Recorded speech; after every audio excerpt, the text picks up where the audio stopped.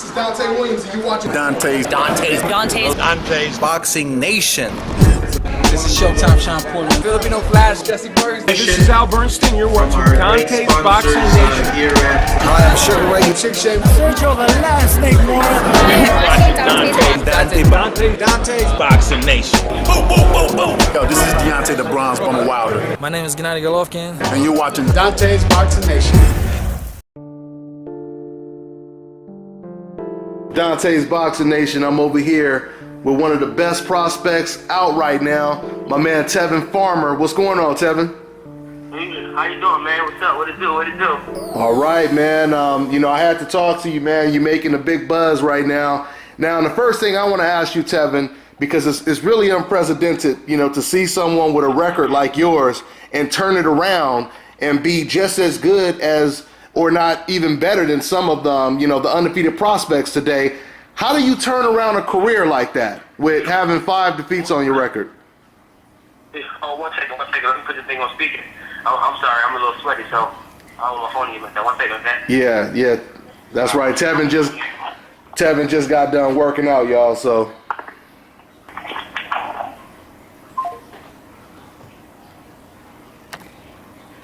All right, we just lost Tevin. I guess he'll call me back.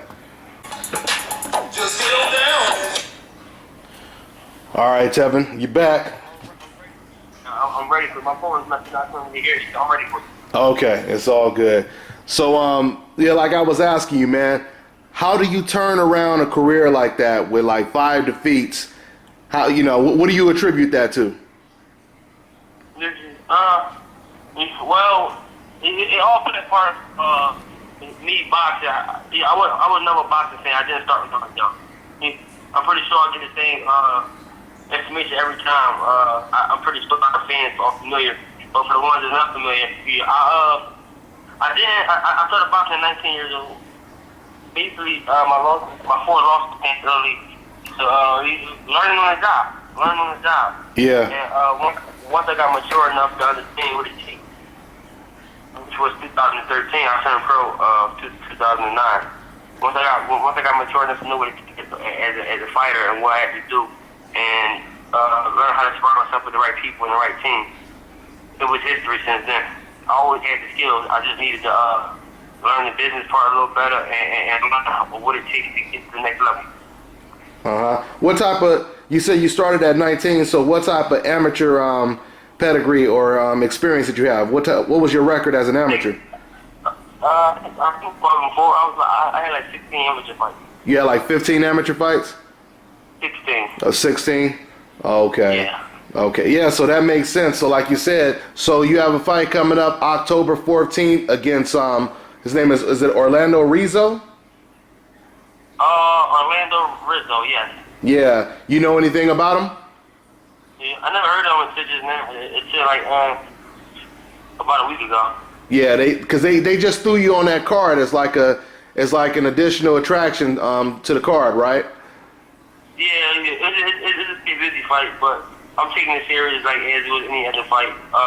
It's definitely a solid, good opponent, but it's a fight to keep me active. I was originally supposed to go in December, but I couldn't wait that long, so I asked my promoter, Lou DeBella, could he schedule me for early fight in December, and that's what he did, man. Big up down.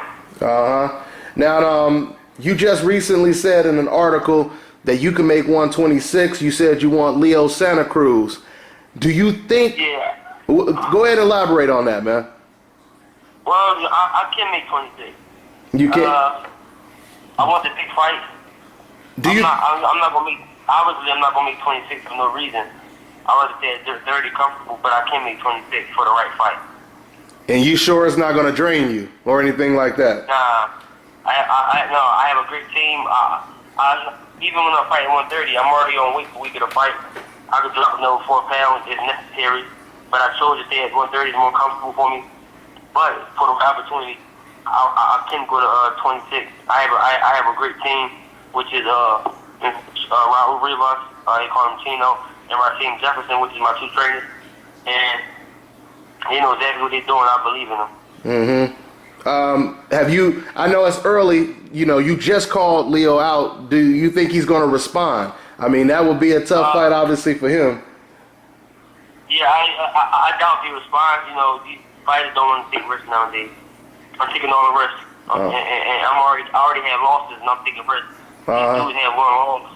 These dudes have one loss and made millions of dollars, hundreds of dollars, and you don't want to take a risk. That's suckers, man.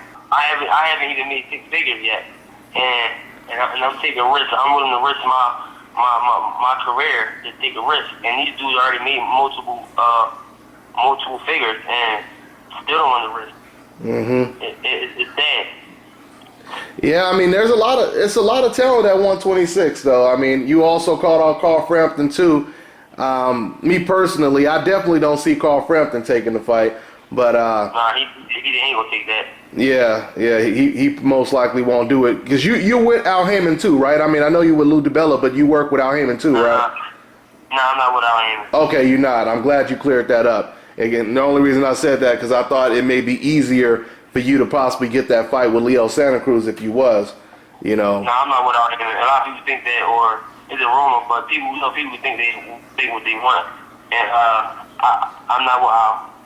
So, I mean, what about Lomachenko? Do you think you may end up facing him one day, or are you even looking at him as a? We run the same age, same weight. Of course, I'm gonna face him one day. Yeah. Of course. Would you say he's the best at 130 right now, next to you, or what? Of course. Of course, he's the best next to me. Absolutely. I'm not big on the line fighter at 130, besides, there's some good fighters. I can't lie. But I definitely would have to say Lomachenko, Jason Sosa, and maybe a couple other people, but I don't know.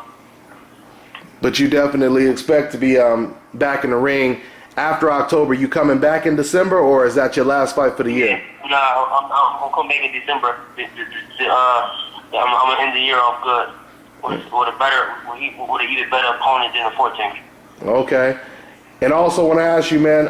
I mean, growing up, man, what fighters inspired you the most? Who were some of your favorite fighters you were looking at who kind of got you into it?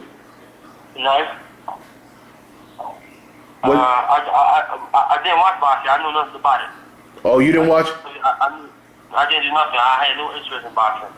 Who got you? I just knew boxing was a sport, and that's it. I never talked about it with my friends. I never hang around friends. None of that. I just out of nowhere just picked it up.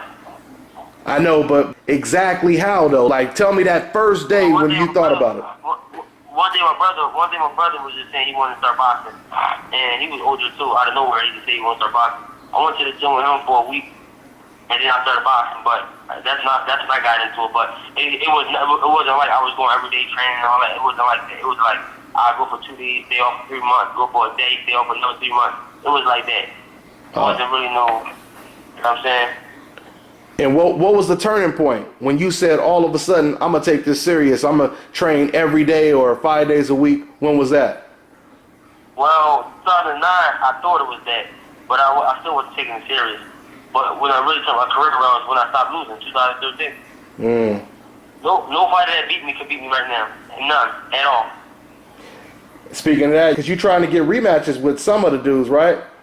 No, it's only four beat me. There's only one world champion, and I passed the rest of them. Okay, so you're saying there's no reason to rematch any of the other guys because you done surpassed them. Absolutely, I don't want them. I hear you, man. I hear you. Jose Pedraza, he already said he's not gonna fight me, so that's already a scratch off. The Lou to get the fight. He signed with Lou. I'm signed with Lou. It's up to Lou to get that Pedraza fight for me. Yeah.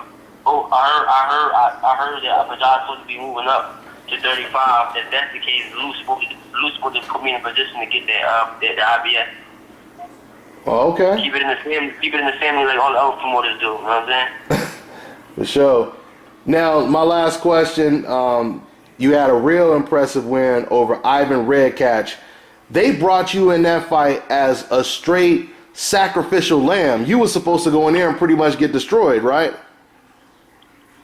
To some, yeah. To some, no. Yeah, I mean, yeah, because some people knew about you. Some people, had already knew about you. But I'm thinking they were probably looking at your record and they were trying to build up Ivan Redcatch. I mean, is that how you looked at it? Is that how you perceived it going into that fight? No, I wouldn't. On my end, I wouldn't at the top dog. I don't really care what outsiders say. Me and my team, we already knew who was sitting action. We asked for the fight when the offer did. We should take it. So it doesn't really matter what other people think. It's about what we think, and we don't believe nobody in the world can beat us. That's what it is. Well, y'all done heard it from my man Tevin Farmer. Anything else you want to say to the fans, man? No, nothing much. Just keep supporting me. October 14th, come to the 2300 Arena. If I'm not mistaken, it's on 2300 Watson Street. If I'm not mistaken. And October 14th, come see me put on the show. We want to sell it out. It's going to be very exciting.